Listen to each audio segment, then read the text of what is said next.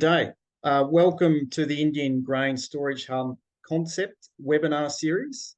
The Indian Grain Storage Hub Concept is a detailed report prepared by Pulse Australia for the Department of Agriculture, Fisheries and Forestries. It provides a number of practical initiatives for the Indian grain storage and handling market to modernise and prosper in the new world. As a part of the report, a series of technical webinars have been developed across a number of speciality areas in the grains industry. These include grain storage and handling, grain pests, quality assurance and grain marketing, blockchain solutions, and practical on-the-ground investment options. I'm Chris Orcott, Director of Ag Perspectives, and I'm the lead consultant on this project. Today's webinar is on grain pests, quality assurance, grain marketing and trading. The subject matter expert is Tim Ross. Tim works for Grain Trade Australia as Operations and Project Manager and has been in this role since 2017. Tim is highly capable and experienced across the logistics and supply chain with extensive strategic, tactical, operational experience in bulk exports and container supply chains. His experience has been gained over 40 years of roles within the Australian grain industry across all states and regional areas. So welcome, Tim. Thanks, Chris, and thank you and Pulse Australia and the Government of Australia for the opportunity to present to our patriots in India. Absolutely. So we're, as I say, we've got quite a broad range of topics that we're going to go through today. And as I said, Tim being involved in the industry is very well versed across all of these topics, a number of high level kind of concepts and the role that Grain Trade Australia plays across the grain supply and value chain in Australia. So I'll hand over to you, Tim. Thanks, Chris. And look, just to start the discussion, what I wanted to do is just give you a quick overview of Grain Trade Australia. And Grain Trade Australia, it's a member organisation. So Grain Trade Australia has approximately 280 commercial companies as members of our organisation. And our role is to support those members and to facilitate trade of grain, both within Australia, within the Australian domestic market, and through to the export market. So as you can see on this slide here, our mission is to facilitate and promote trade. And we do that by providing products, services to our members, and we also support our members through advocacy to for the Australian grain value chain. And that advocacy is obviously through to both international governments and to the Australian government. So what I want to do today is really just cover off at a fairly high level three areas: quality assurance of grain in Australia, grain pest and hygiene management within the Australian grain supply chain, and just at a really high level, grain marketing and training and trading associated with growers who sell grain within the Australian supply chain. Perfect. Thank you. So to kick off, this is a very high-level slide of the role that GTA plays, and the key role for us in supporting our members and facilitating trade is to actually establish and maintain a self-regulatory framework. So Australia, unlike a lot of other major trading countries around the world, we're not heavily managed by government. We're self-managed, and we do that through having GTA's tools. So we establish specific contracts for trading grain. We have contract rules. We have standards for grain. We provide also a legal dispute resolution service for our members and participants within the industry. And obviously, we do a lot in trade policy and international market access. And one of the other things, which we'll talk a little bit about when we start talking about grain marketing, is the role we have in industry stewardship and increasing the capability of both our members and also anyone else that's involved in the Australian grain supply chain.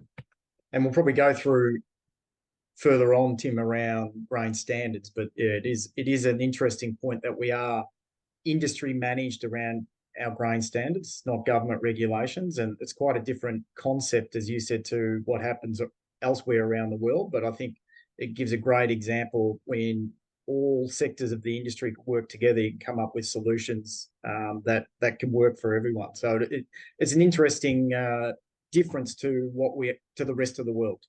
Correct. And the way that GTA performs its role is we're not an organisation that carries a lot of employees. We're less than 5 full-time employees. Okay. So the way we manage that is to do that through volunteer committees. So we have specific committees across all the different areas, and the committees are the ones who provide direction for industry. We provide the governance and the processes and the structures and the secretarial support to those committees.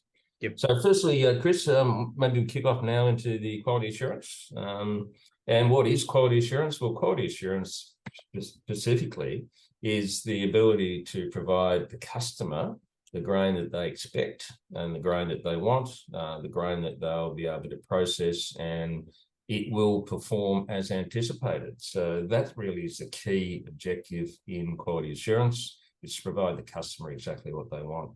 To do that, again, it's all about the framework that we provide, and that's around having common grain quality standards and specific operating procedures within the supply chain across all aspects of the supply chain. And to do that, obviously, again, it's all around the self-regulation of the industry. And a good guidance document, or the best guidance document that Australia has, is the codes of practice that have been developed by industry. We have the management of grain within the grain supply chain, which is this document here, which is on the GTA website. It provides a high-level guidance of all the aspects of buying, selling, managing, storing, and processing grain within the Australian grain supply chain. Similar to that, there's also a code for farmers, and it explains the correct way to manage the growing process and production process of grain. There's also some support documents that we also provide, and I'll talk about those a bit later. They're called our technical guideline documents. They go into a little bit more detail on aspects that are covered in the Australian Grain Code of Practice. Okay, so quality assurance. Quality assurance through the supply chain needs to occur in a number of areas.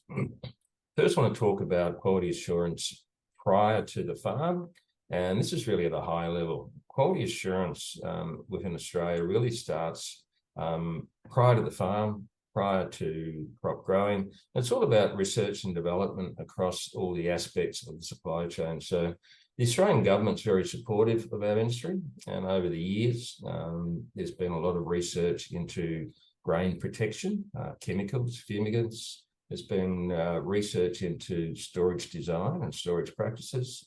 And obviously also there's been an immense amount of research through organisations such as the Grain Research and Development Corporation into the agronomic and farming practices for growers. There's also a lot of activity in grain variety classification. So the breeding of different types of grains, specific wheats for specific regions and specific requirements, multiple classifications and multiple different varieties for each of the pulse types and for barley, etc. Yep. So there's a lot of pre-work that's done and a lot of strategic planning between industry and government to ensure that our supply chain can deliver a quality assured product. Sorry, Chris, you had a question? No, not at this point. No. Thanks. Okay, so that's pre-farm. So on the farm itself, quality assurance continues at the farm.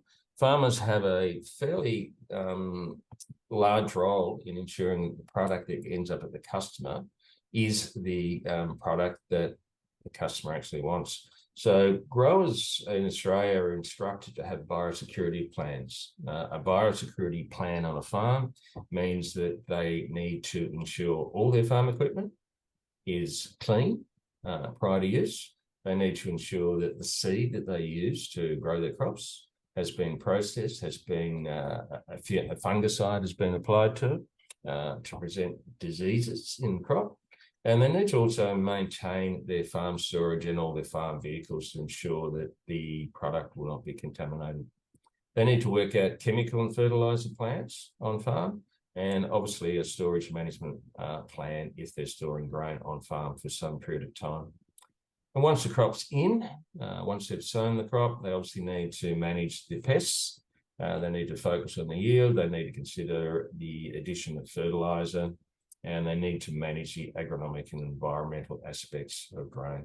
So they have a very important role in making sure that the product that's grown does meet the requirements of the market. And I gather, Tim, as pushes for more sustainable products, that whole kind of on-farm quality assurance piece is becoming more and more important, isn't it?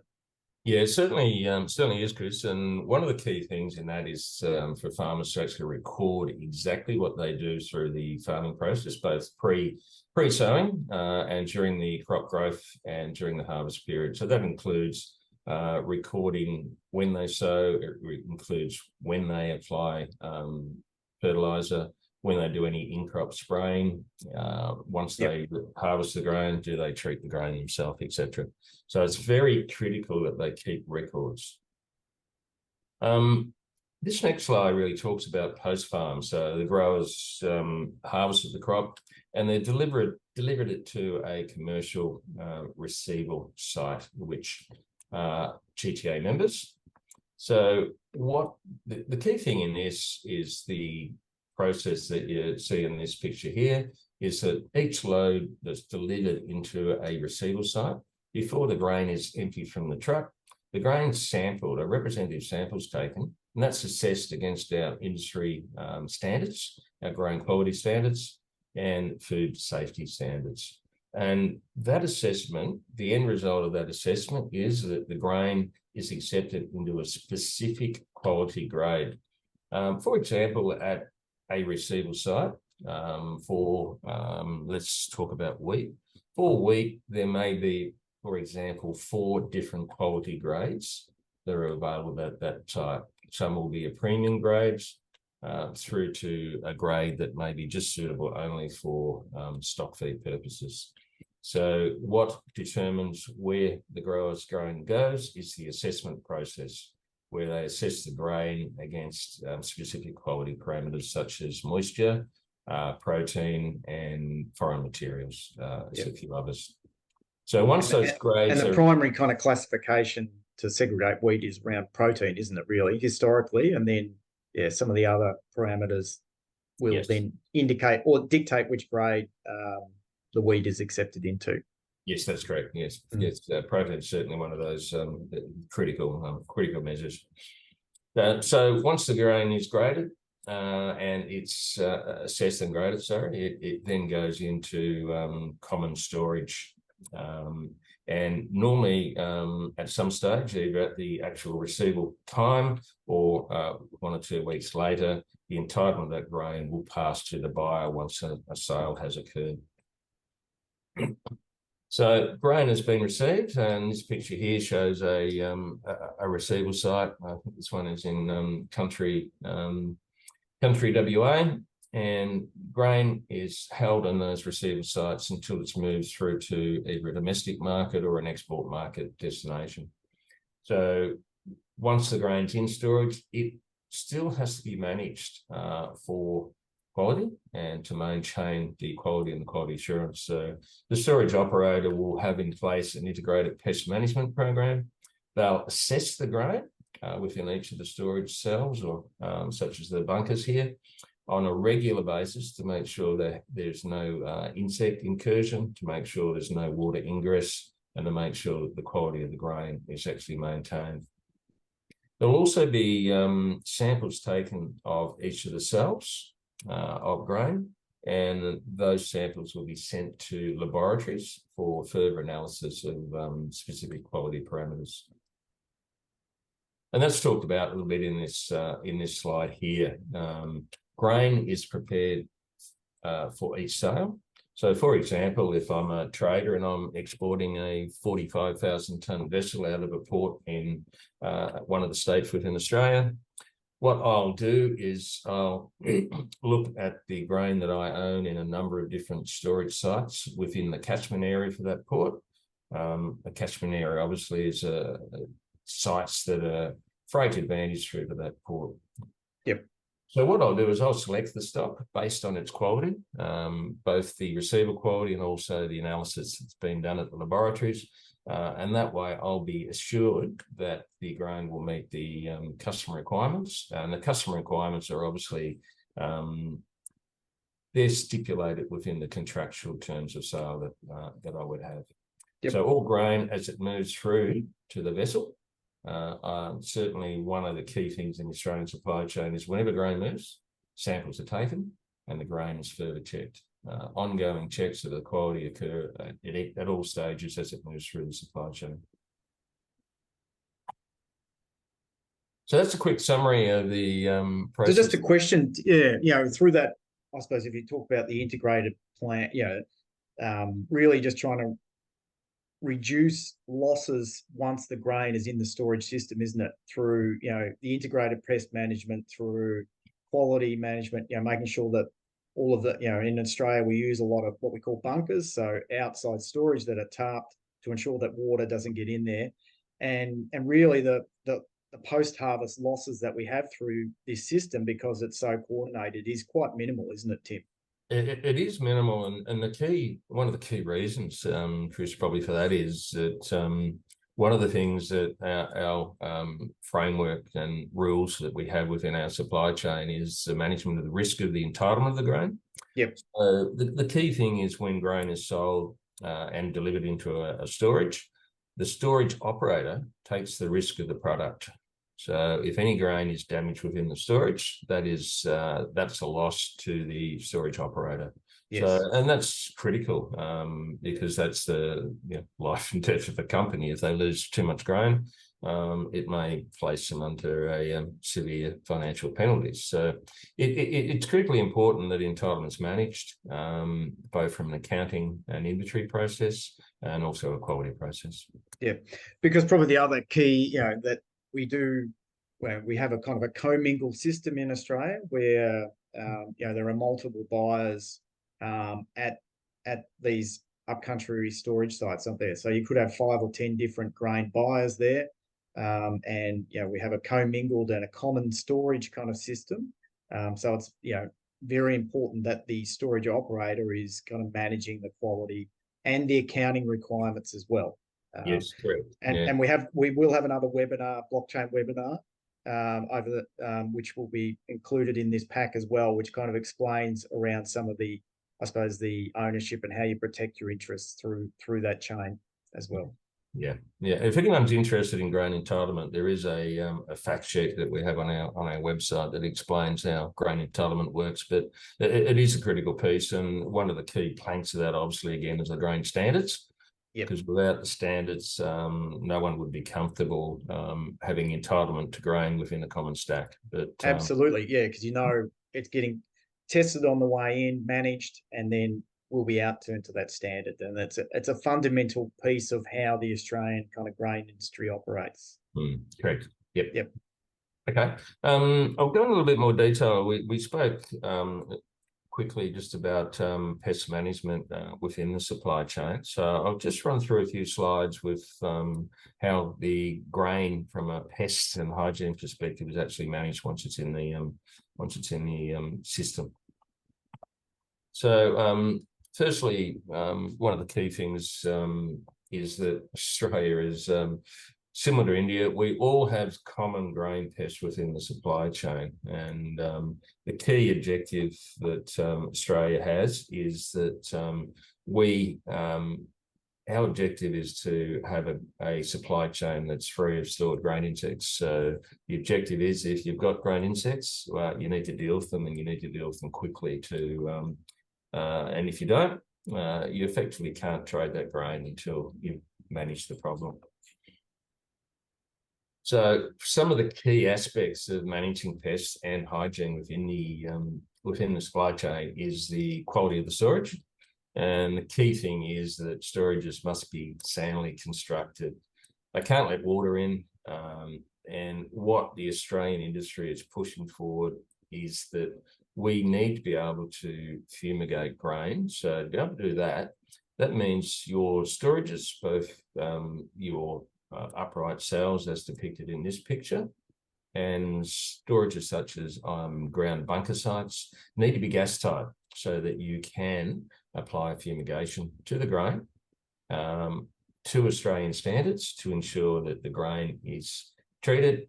There will be no insects in it, but we haven't overused the fumigating gas, which is important from an environmental perspective. And that's all about having each site, each storage site, each farmer really needs to have their own pest management strategy to achieve the objective of not having pests within the supply chain. Yep. And we had another webinar, Tim, we call it Grain Storage the Australian Way, and really going through a lot of those details around, different storage systems and how, how they work, and I suppose the risks and rewards of each of those. Yeah, indeed. I think that's the thing. It's there's when you're dealing with grain, you obviously need to deal with the risks of it, and it has a value, and you don't want that value to be eroded through pests such as these here. We've just got a couple of slides. These are our main pests within Australia, and I believe they create similar issues in India, in the Indian Indeed. Yep. And similarly, there's a few other pests that these aren't as damaging in Australia, but we certainly do have them. But we're tending to we can manage these a little bit easier through the supply chain. Then we spoke about integrated pest management systems that everybody who stores grain needs to have. What is it? Well, the tools really within that are to hygiene. So don't leave grain lying around the storage sites, because that just provides a haven for insects to breed in. Make sure you're inspecting grain within storage on a regular basis. If it's wet, dry it. If possible, if you've got the capital to invest, ensure that your storages can be aerated through fans. And the objective of that is to bring the temperature of the grain down, because you bring the temperature of the grain down and that slows down the insect life cycle. So again, the objective is really just to ensure that grain is kept free of live stored insects. Yep. Now, if you're running an integrated pest management strategy, the other thing to consider is putting protectants on the grain. Obviously, at receival, you can apply chemical protectants. But the Australian strategy really is to head towards more using fumigants. And fumigants are only applied when, really should only be applied when insects and infestation does occur, because what we're trying to do from an environmental perspective is to reduce the amount of fumigants used. But critical to that, obviously, you must have a gas-tight warehouse. Yep. A couple of key things just with regards to managing pests. It's no good one storage operator or one farmer rigorously applying a pest management system if the storage down the road includes grain that's has multiple insect pests, because obviously that provides or promotes risk across the supply chain. So everyone must commit to a pest management plan and the removal of insects within our supply chain. And the key way to do that is we, from an Australian perspective, we restrict the sale of grain that has live grain insects in it. If someone delivers a load of grain, insects are found, that grain's rejected, and the deliverer needs to take that grain back to the originating site and to treat that grain to dispose of the live insects. Obviously, there's also a lot of activity from a government research perspective, and there's a lot of training that goes on within our supply chain to ensure people are aware of the risk and how to deal with the risk of grain in storage. Yeah, and probably the point again, there is a bit of a nil tolerance around insects and in the trade, particularly on exports with vessels, and that comes down to the Export Control Act that the government operate, but also really when delivering into the domestic market and trading. So the whole integrated pest management insects is a critical piece in the whole supply chain in Australia. Correct. Yes. Yep. Thanks, Chris. Now, what we wanted to talk about now really was just at a high level, grain marketing and trading, and particularly grain marketing and trading from a grower's perspective. And it's something that GTA focuses on quite a lot from a training and development perspective. We run a number of training sites as part of our stewardship program.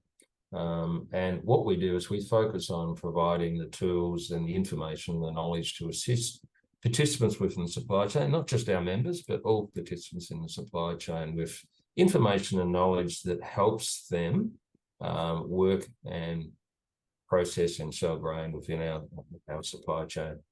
So we run, as I said, a number of training workshops, and we particularly run a lot of those around things like trade rules, trading standards, so grain assessment and trading standards, how grain markets work, how grain markets finance, what are the risks from a financial perspective within the market. We run a training course for how to trade grain for non-traders. So that's quite a high-level course on the aspects of grain trading. What are the risks? What are the rewards? And how to manage that risk? And that's that's a very good course for farmers who need to sell grain or wish to sell grain through contractual arrangements within the supply chain. Yep.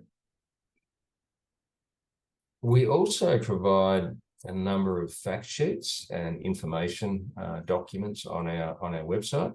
One of the key documents for growers who are trading grain within the supply chain is a guide to selling grain using grain contracts. Grain contracts within Australia are the key method that grain trades.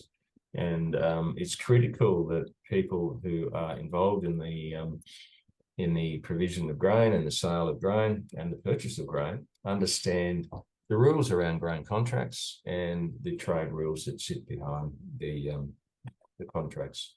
So we provide training, and we also... To be fair to say, Tim, that nearly all, well, I can only say all of the grain that is traded in Australia is done under the basis of the Grain Trade Australia trade rules, isn't it? So a set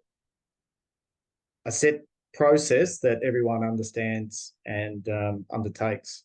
Yes, I think that's critical, Chris, that we have one set of rules. Yes. We have some base contracts. People are more than able to change the contracts around, but the trade rules stay the same. And the trade rules explain how the trade operates and how the risk is apportioned between the buyers and the sellers. Yep. And how the physical side of the supply chain also works, aspects of how grain is delivered, how you call grain, how you instruct someone to deliver grain within a specific time frame. Yeah. And if there's a problem, how to resolve that problem. So yes, correct. And look, problems do arise. There's issues sometimes with lack of understanding or poor communication between buyers and sellers, and problems can occur as a result. But again, it is one of the fundamentals that everyone is using the same set of rules and standards and understandings. It's common across the industry, and that's managed by Grain Trade Australia. Yes, correct. Yeah, and that's the key thing is obviously the common documents and the common standards. Yep. I've got a slide here that talks about the trading standards, and trading standards are quite a complex document, especially the wheat trading ones, probably more complex than any of the others, but they are critical to the supply chain and to the sale of grain, because they describe exactly the aspects that the grain needs to achieve to go into specific grades, and those grades have different values, different financial values. So it's quite important that people are comfortable with the trading standards and the arrangements around the sale within those of grain within the specific grades of the standard. So how does someone understand and know how it all hangs together?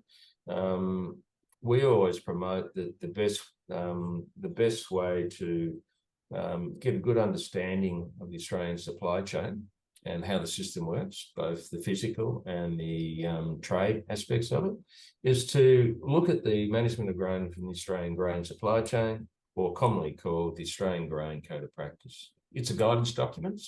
It provides a high-level guidance across all aspects of the supply chain, from production guidelines, harvesting and storage, sampling the grain and testing the grain, assessing the grain for quality, how to manage the grain, what chemicals are available for use, how to manage the grain across receivable, storage and outturn, and the rules around contracting and where to find the trade rules and standard form documents. So it's a high-level guidance document. It provides a good basic understanding of the Australian supply chain. And to support that, we also have a number of technical guideline documents that are on our website, and they go into a little bit more detail around specific areas of the supply chain. So they're broken into 6 components. There's a code of practice. There's a transport code of practice as well, rules around how to transport grain and how to do it safely.